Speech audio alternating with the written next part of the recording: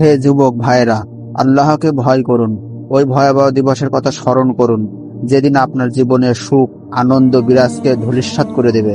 সেদিনের কথা স্মরণ করুন যেদিন আপনি হবেন নির্জন কবরের একা বাসিন্দা। সেদিনের কথা স্মরণ করুন যেদিন আপনার সন্তান সম্পত্তি, স্ত্রী, পরিবার, আত্মীয় স্বজন, পাড়া প্রতিবেশী, ধন সম্পদ সবকিছু থেকে আপনি বিচ্ছিন্ন হয়ে যাবেন।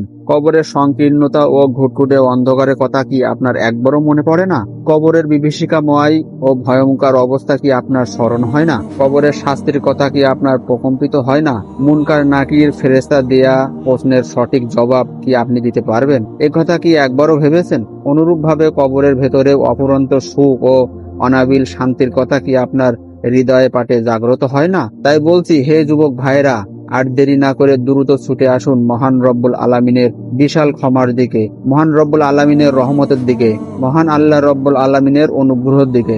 মহান আল্লাহ রব্বুল আলামিন আমাদেরকে বলেছেন, তবুও কি তারা আল্লাহর কাছে তওবা করবে না এবং তার কাছে ক্ষমা চাইবে না? আল্লাহ অত্যন্ত ক্ষমাশীল ও করুণাময়। আল্লাহ তাআলা আমাদের বোঝার তৌফিক দান করুন।